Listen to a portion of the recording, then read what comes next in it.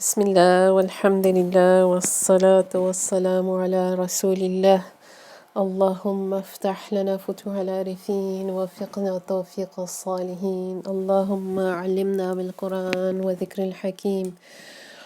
اللهم علمنا ما ينفعنا وانفعنا بما علمتنا وزدنا علما يقربنا منك برحمتك يا أرحم الراحمين. اللهم لا سهل إلا ما جعلته سهلا وأنت تجعل الحزن إذا شئت سهلا سهلا. اللهم أعذنا من شرور أنفسنا من سيئات أعمالنا أصلح لنا شأنه لا إله إلا أنت أستغفرك وأتوب إليك. وصلى الله وسلم وبارك على سيدنا محمد وآله وصحبه وسلم تسليما. نويت التعلم والتعليم والنفع انتفع التذكر التذكير والإفادة والاستفادة والحث على تمسك بكتاب الله وسنة رسوله صلى الله عليه وآله وسلم ودعا للهدى دعاة الخير ابتغاء وجه الله ومرضاته وقربه وثوابه سبحانه وتعالى. وما نوينا شيوخنا من صالح النيات والأعمال. Okay, alhamdulillah. Okay, alhamdulillah. So, alhamdulillah, so it worked out that we had some cutoffs in the internet last time, alhamdulillah.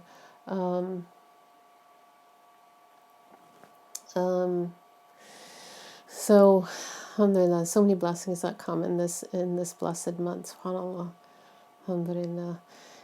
So what I wanted to do is I'm going to clarify some things from the past classes. I deleted the last recording because I noticed there were some errors in it and some stuff that there's some of it was too much detail, some of it was missing detail. So anyway, just having seen, just alhamdulillah, having started teaching them Maliki Madhab, what was that, 2003, 2004, and knowing my own mistakes and then just remembering some questions that, get asked and just alhamdulillah, mostly from the blessings of my teachers, alhamdulillah, I decided to change stuff around.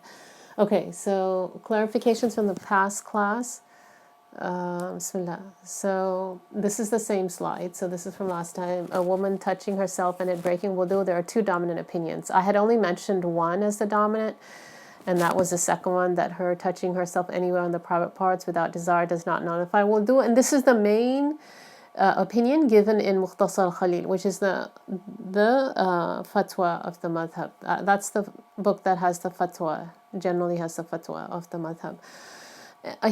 Sidi Khalil does mention the second one that I mentioned first, but he mentions this as the dominant one, because even the wording of Sidi Khalil, by the wording you can tell, and of course it was explained to us. But what Sheikh Sadiq told us, he said that both these are dominant opinions. Both of these are dominant opinions. So I just wanted to mention that. But anyway, so you have that, and okay, and the other thing is having at least a moment's khushu' in the prayer is mandatory. If an entire prayer was prayed with no presence of heart, there are two opinions regarding the validity of this prayer. And remember, anytime we say validity, it means if a prayer is invalid, it means you have to repeat it indefinitely, right? So you have to repeat it whether the prayer time is in or it's out. So anytime we say the prayer is invalid, it means that you have to, it's like the person didn't pray the prayer. Allah forgive us for that. So, and if I say the prayer it's recommended to repeat it or repeat it in its time, again, it means the time of the prayer, which means after the time goes out, the recommendation is not there, which it means it's a valid prayer. So anytime it says it's recommended to repeat the prayer, remember that or it says repeat it in its time. First of all, it's whatever time you're in. So if you're in the choice time, the mukhtar time, then that it would be recommended for you to repeat it if that time has not gone out. If it's in the daruri time, the necessary time, then if that time has not gone out, that's how it works. inshallah. So again, if it says repeat it in its time, it's whatever time you're in. That's what I was told. So if the time that you were in when you prayed the prayer, that time is gone out, then the recommendation is gone. But if it's an invalid prayer, you have to pray it indefinitely, anytime. And the sooner you pray it, the better, right? One has to just fight one's nafs on that. Sometimes the hard things are harder to do. The nafs likes to do nafil more and just leave something it has to do. Okay, congregational prayer. So I made some changes to the slide. So performing the Fard prayer in congregation is a confirmed sunnah for men and for women. There's other opinions about whether it's a community obligation, and there's an opinion that it's a individual obligation. So anyway, it's a confirmed sunnah mu'akkada for men and for women. The difference is for a woman, it's preferred for her to pray in the home. So for the woman, it's preferred for her to pray in the home. But if her husband is there, or if mahram is there, and they can lead the prayer, and then we're going to go over the conditions of the imam, and they're a little bit intimidating, but I have to go over them. So just so that I make sure I do this properly. So if a woman can find a congregation and she's in the home, that would be sunnah mu'akkada. But it would be preferred for her to actually pray in the home as opposed to going to the masjid. Especially now in the masjid, this is for men and women, you don't know who is leading the prayer in terms of their aqidah. And we go over that. We'll go over the conditions of the imam. And that's one of the things I spent time on, is going over, doing some of the slides related to what are some of the conditions of the imam, because you have to know that. And we're responsible for that, because the imams, there are intercessors, so it's really important to know whom you're praying behind. And okay, so the virtue of the congregation is 25 or 27 times versus praying on one's own. It's either 25 times per one hadith, that's what's meant by narration, and it's 27 times per another narrator. So there's a lot of reward in praying in congregation. And likewise, we talked about the siwak. Make sure you have your siwak handy. And somebody told me that they were getting a lot of bleeding after doing the siwak. So it probably means that their gums are infected. So I said, a lot of people don't know that using floss is also a recommendation, and it's from the Sunnah. The Prophet ﷺ would do siwak, would floss his teeth. They say from a palm fiber.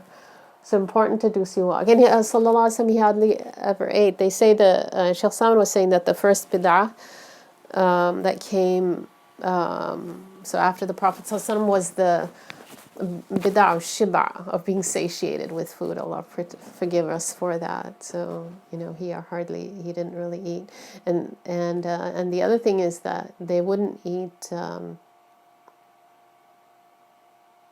They wouldn't have two. He wouldn't have two meals.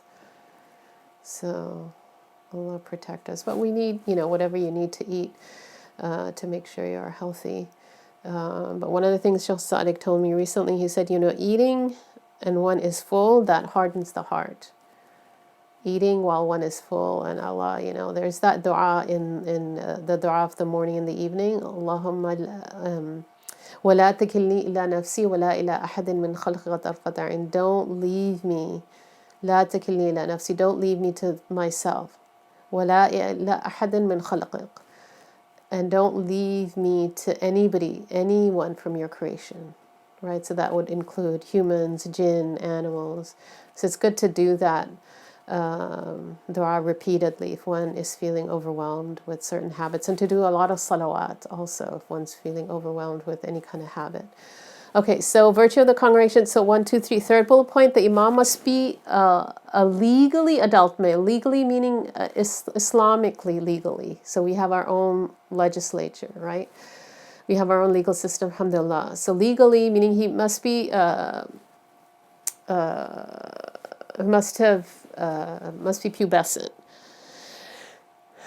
So, and we went over what are some of the signs of puberty in the beginning of these classes. Like in one of the first classes, I went over there's like several signs. Any one of those signs, whether it's coarse pubic hair, of course, menses, that's known,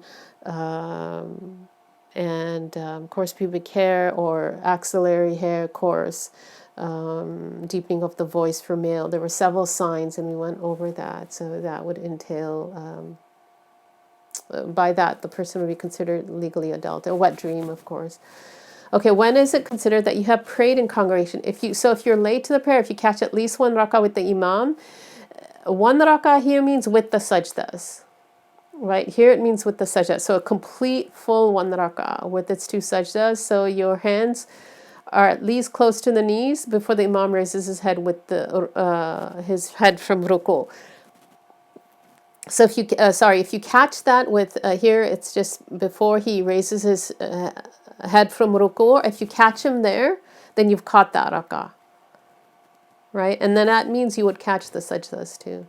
So once he raises his head, if he's in the fourth rak'ah in Dhuhr or Asr or Isha, and he raises his head from that last ruku', you've missed the virtue of the congregation. So you should try to find, if you find another congregation, it's better. Your prayer and your imam's prayer must be the same in terms of the specifics of the prayer. I don't know how else to word it, but it basically means like if he's praying Asr, you're praying Asr. And also whether it's a make-up prayer or a current prayer. So if he started a prayer, for example, at Fajr time, he started the Subh prayer. We said the Subh is the name of the dawn prayer. For the Malikis, we call it the Subh prayer. The Fajr is the 2 rak'ah before the Fard. So he's praying the Fard prayer. You join your husband. He started. He completed 1 rak'ah. He's in the second rak'ah, and the sun came up. You can't join him now because his prayer is valid, and it's considered as it doesn't break with the sun rising as opposed to in some of the other madhahib. So for you, it would be a make-up prayer. For him, it's not a make-up prayer. So you can't join him now. So it's either a make-up for both,